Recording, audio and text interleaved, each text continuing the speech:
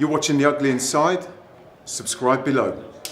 Welcome to the big match preview as Saints prepare to face Hapoel Be'er Sheva in the final group game in the Europa League, and a winner takes all to the knockout. To help us look ahead to the massive game on Thursday night, so I'm joined by Luke from Southampton.com. Welcome back, mate. How are you doing? Very good, thank you. How are you? Yeah, not too bad. Feeling nervous ahead of Thursday? Very nervous. I'd probably say that Thursday's match is, so far, the biggest game of the season and one of the biggest games in the club's recent history. You know, our Europa League progression rests upon it. And yeah, it's nerve-wracking. It's a massive game. Like I said, we are nervous, but a 0-0 would be enough to see us through. A score draw wouldn't. Hapoel would go through on the head-to-head record with us. So ideally, we need a win. And I think for me, we need a convincing performance to help get the fans going. You know, it's one of those games where the fans need to get behind the players on the pitch. So how are you feeling going into this game, other than nervous, you know, off the back of a bitterly disappointing result against Palace, and also, you know, last time out against Prague in the Europa League as well? Exactly.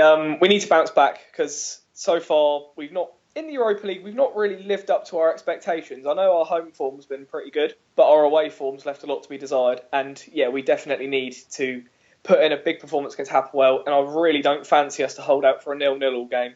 I know we're having struggles to score at the moment, and our defence is, well, bar on Saturday, is normally pretty solid. I don't fancy us for a 0-0. I think we need to go all out. We need to attack them. We need to hit them hard, early, and we need to win by 2 or 3 goals for me. For me, absolutely. I think 2-0, 3-0 will be, you know, one of those memorable nights at the St. Mary's will go down in everyone's memories for a long, long time, you know. But let's talk about Hapoel for a second here. They're top of their league. They're absolutely flying at the moment. Their form is looking good. They beat Inter Milan from 2-0 down in the last Europa League fixture. So what should we, do you know much about them? What should we be fearful of them? I can't say I'm a big watcher of the Israeli league, but well, I mean, as we saw when we took them on, they're a strong defensive unit and they're not going to go down without a fight. I think that if we're heading into this game with complacency and if we're heading into the game thinking it's going to be easy, we're in for a shock because although I've not really seen too much of their attacking quality, as I said, they've got a really good, solid defensive unit. And as you saw, it was really hard to break them down. In all honesty, we need to cast aside some aspects of the rotation, but be sensible with it. I think that Charlie Austin and Sofiane Boufal have got to play. Yeah, well, that takes me to my next point. You know, we've seen a Europa League squad and, well, a cup squad.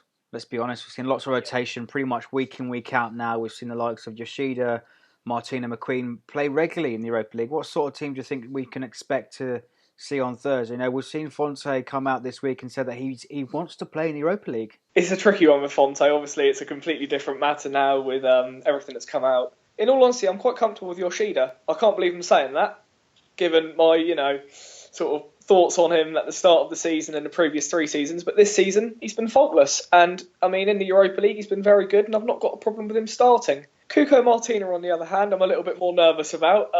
He doesn't offer you what Cedric does in any way. Sam McQueen, more than happy to see him start. I mean, I think he's been brilliant for us so far. But yeah, as you said, I think it's going to be a rotated side. Although I want Boufal and Austin to play, don't really know if we'll see that. Boufal could, depending on Tadic's condition, but I expect it to be Shane Long and probably either Redmond or Rodriguez up front. We can't take them too lightly.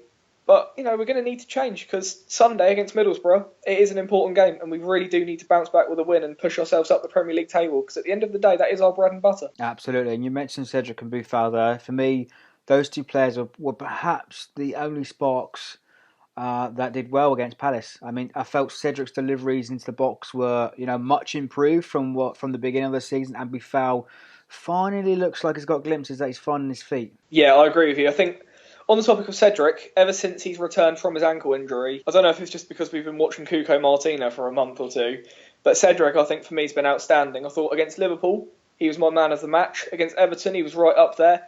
And against Palace, just behind Boufal, he would have been, you know, one of our best players. And exactly as you said about Boufal, he showed a lot of quality on the ball against Palace. I mean, I know a lot of the skills and a lot of the flair didn't really come to much, but I thought on the whole, he looked dangerous and he looked our biggest attacking threat on the day. And I think that it's encouraging to see him settle in.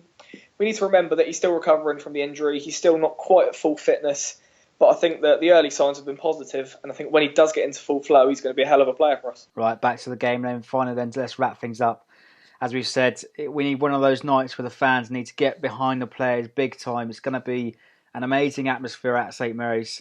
So, Luke, give us a score prediction, mate.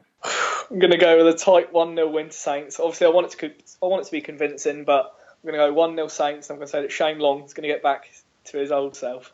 Oh, that's a prediction and a half. Let us know in the comments below what your predictions are for Thursday night. Let us know how you feel as well going into this final Europa League game. Let's hope for at least one knockout fixture. Don't forget to check out Luke's articles over on readsouthampton.com. And as always, don't forget to like, comment and subscribe for more. Cheers, Luke. Thank you.